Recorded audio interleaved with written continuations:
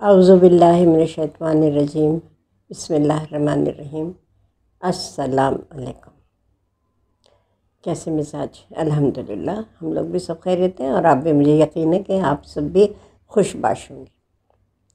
آج بہت اہم موضوع ہے، اور وہ موضوع ہے شرم و حیا کا کردار ہماری زندگی پر۔ اور شرم و حیا جو ہے وہ اتنا اہم عنصر ہے ہماری زندگی میں کہ اگر وہ نکال دیا جائے، نبی پاک صلی اللہ علیہ وسلم نے یہ فرمایا تھا کہ اگر مسلمان اپنی زندگی سے حیا نکال دے تو پھر جو چاہے کرے، پھر وہ آزاد ہے۔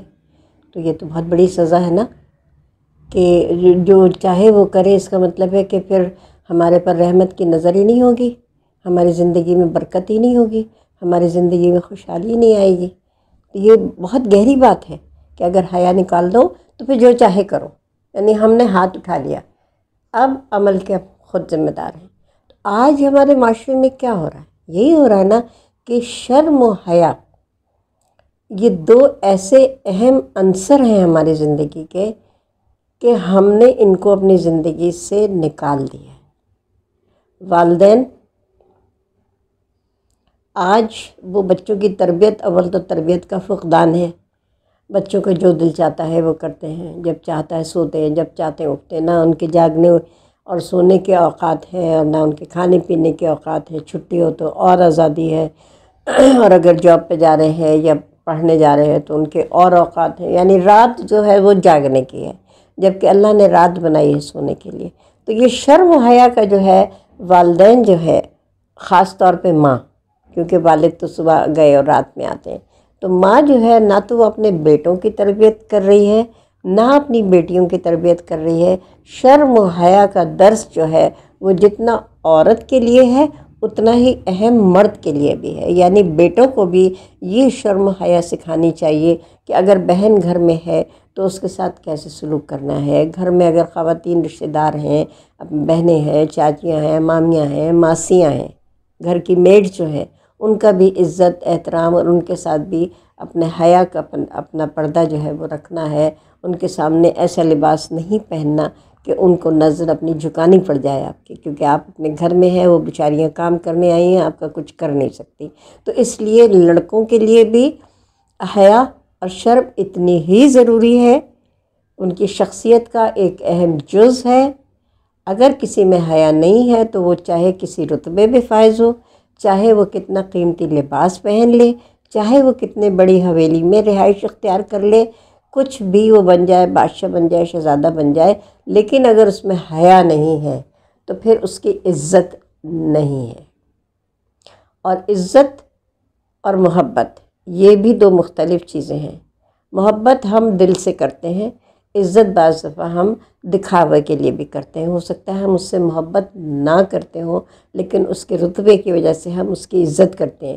لیکن ہم اس عزت اور محبت اس کی کرتے ہیں جو صاحب کردار ہوتا ہے، وہ چاہے کسی رشتے میں ہو، کسی مقام پہ ہو، بازار میں ہو، گھر میں ہو، اسٹیشن پہ ہو، جہاز میں ہو، کہیں بھی ہو۔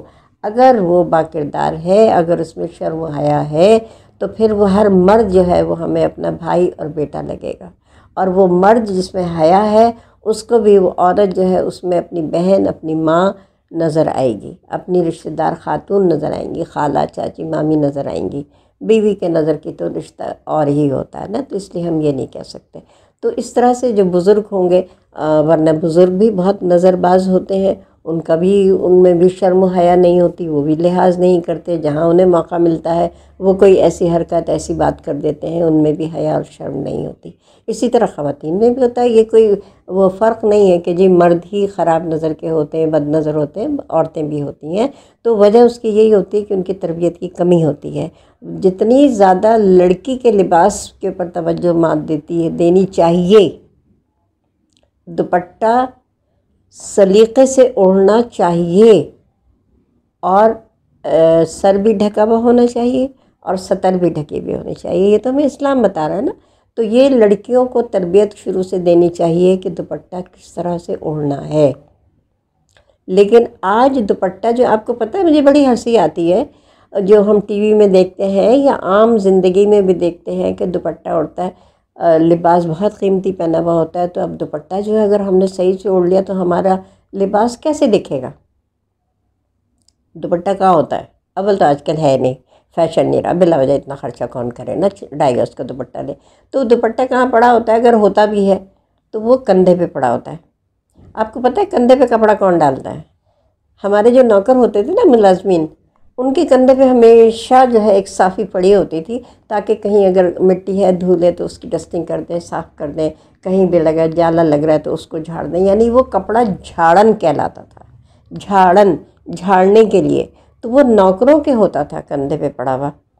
پٹھان کی چادر کی بات نہیں کر رہی میں، سندھی اجرک کی بات نہیں کر رہی میں، کیونکہ وہ تو بہت معزز لوگ ہوتے ہیں اور بڑی اس کو قدر کی نگاہ سے پٹھان کی چادر کو بھی دیکھا جاتا ہے اور اجرک کو بھی دیکھا جاتا ہے، لیکن وہ جھاڑن کی طرح جو ایک کپڑا جو یہ اپنے گلے میں، تو پہلے گلے میں ڈالتے تھے، پہلے سر پہ ہوتا تھا، پھر وہ کیا نام ہے دوپٹے کی شکل میں آیا، اس کے بعد وہ چن کے وہ ایک ڈوری کی شکل میں آیا، اور ڈوری کے بعد وہ ایک صافی جھاڑن کی شکل میں آیا، اور اب تو اس سے بھی نجات ہو گئی ہے۔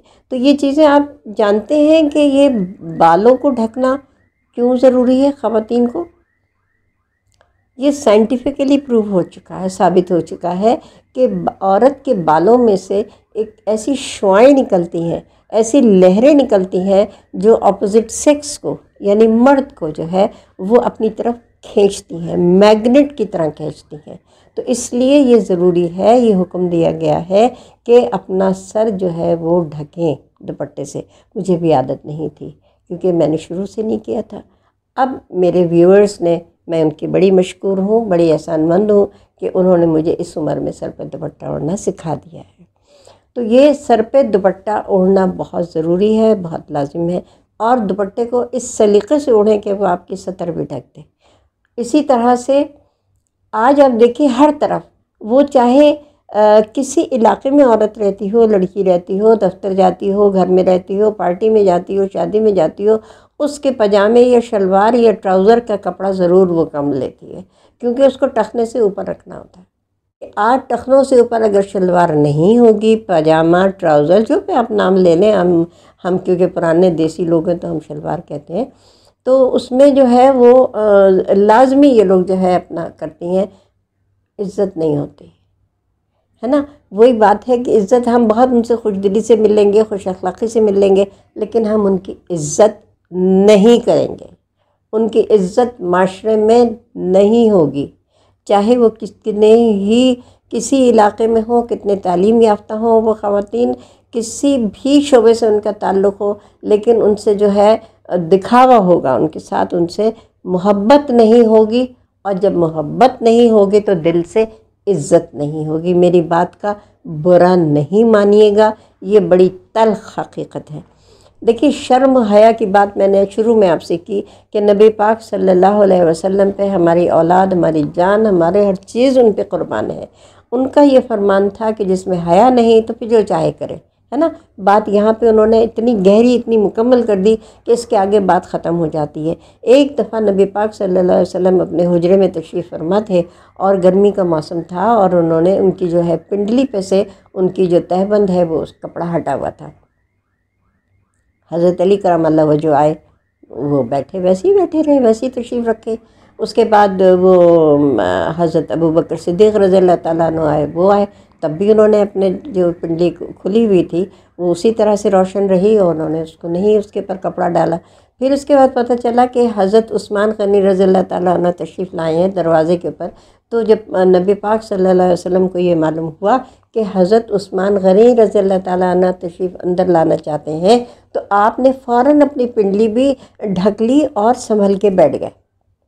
تو جب ان سے پوچھا گیا کہ یا رسول اللہ صلی اللہ علیہ وسلم، حضرت علی آئے تو آپ نے اتنا خیال نہیں کیا، آپ بے تکلفی سے تشریف فرما رہے، اور جب حضرت ابوبکر صدیق رضی اللہ تعالیٰ تشریف لائے تب بھی آپ نے اسی طرح سے بیٹھے رہے، لیکن حضرت عثمان غنی جب تشریف لائے تو آپ نے سنبھل کے بھی آپ بیٹھے اور آپ نے اپنی پنڈلی بھی ڈھک لی۔ تو اس کی وجہ تو آپ کو معلوم ہے انہوں نے کیا کہا؟ انہوں نے کہا کہ حضرت عثمان غنی رضی اللہ تعالیٰ عنہ جو ہے وہ بہت حیادار ہیں، اس لیے میں ان کی حیا کا خیال کرتا ہوں، اور میں نے اس لیے کر لیا۔ تو آپ یہ دیکھیے کہ وہ اتنے اعلیٰ رتبوں پہ فائز، وہ صحابی، وہ اعلیٰ مرتبہ، ان کا تو کوئی وہ مثال ہی نہیں ہے، اور ہماری دنیا میں اس وقت تو کوئی ایسا فرد ہو ہی نہیں سکتا۔ تو اس زمانے میں وہ مثال، ان کی ہر بات میں، ہر عمل میں جو ہے ہمارے لیے ایک مثال، وہ سنہری مثال چھوڑ کر گئے ہیں، اپنے اقوال سے، اپنے عمل سے، اپنے قدم سے، ہر چیز سے انہوں نے ہمارے لیے مثال چھوڑی ہے۔ نبی پاک صلی اللہ علیہ وسلم جو ہے بہت ماڈرن تھے اپنے زمانے کے۔ آپ یہ نہیں سمجھیے گا کہ وہ جو ہے وہ بہت ہی سیدھے سادے ان میں تو تمام خوبیاں بدجاتا موجود تھیں، لیکن وہ بہت ماڈرن تھے، بہت سٹائلش تھے۔ دیکھیے اپنے بالوں میں تیل بھی ہوتا تھا، ان کے کنگھا بھی ہوتا تھا، ان کے کپڑے بہت صاف، بہت شفاف ہوتے تھے، اور ان کے بالوں میں کنگھا ہوا ہوتا تھا، ان کے ناخن ترشے ہوئے ہوتے تھے، اور وہ ان کا جسم صاف ہوتا تھا، اور وہ خوشبو بھی لگاتے تھے۔ یعنی کسی کو بھی ان کے پاس بیٹھنے سے ویسے تو آ ہی نہیں سکتی تھی، وہ تو بہترین انسان، دنیا کے بہترین انسان تھے، لیکن وہ ہر بات کا خیال رکھتے تھے کہ کسی چیز میں سرما بھی ان کے لگا ہوا ہوتا تھا، مسواک بھی ان کے ہوئی بھی ہوتی تھی، یعنی کسی چیز کی جو ہے ان میں کمی نہیں ہوتی تھی، بلکہ ان کو دیکھ کے لوگ سیکھا کرتے تھے کہ اگر آنکھوں میں کچھ ہے تو سرما بھی ہے اور مسواک بھی ہے۔ مسواک تو آخری وقت بھی جو عمل ان کا تھا وہ مسواک کا ہی تھا۔ بی بی عائشہ صدیقہ رضی اللہ تعالیٰ عنہ نے جب مسواک دی ہے تو وہ چبا نہیں سک رہے تھے نقاہت کی وجہ سے، تو انہوں نے خود اپنے منہ میں لے کے نرم کر کے ان کو دی۔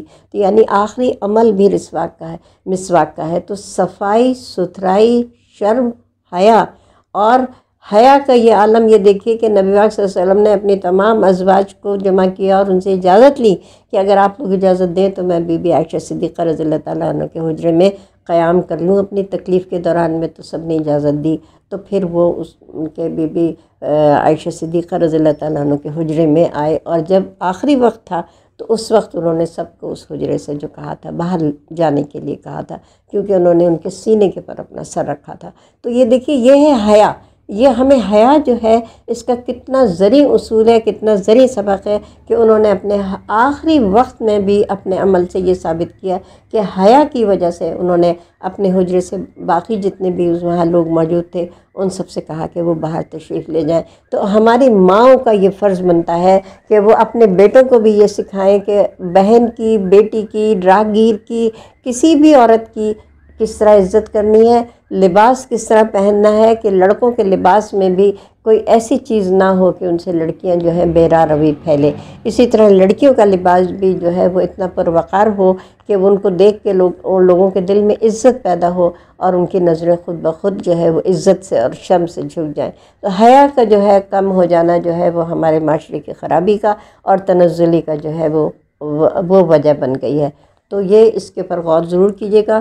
میری کوئی بات کسی کو بھی اگر بری لگی ہو، تکلیف ہوئی ہو، تو میں آپ سے معافی مانگتی ہوں اور بہت معذرت چاہتی ہوں، لیکن اگر میں نہیں کہوں گی، میں اس عمر کے اس درجے میں پہنچ گئی ہوں کہ آپ سب میرے بچے ہیں، اور میں اپنے بچے ہی سمجھ کر آپ کو وہ بات بتاتی ہوں جو آپ کے فائدے میں اب بھی آئے گی اور بعد میں بھی آئے گی، اور شاید میرے لیے بھی صدقہ جاریہ بن جائے۔ تو اس کے ساتھ ہی آپ سے اجازت چاہتی ہوں۔ اپنا بہت خیال کریے گا، شرم اور حیا پہ بہت زور دیجیے گا، سب بچوں کا۔ بہت پیار آپ کو، بہت شکریہ، اللہ حافظ۔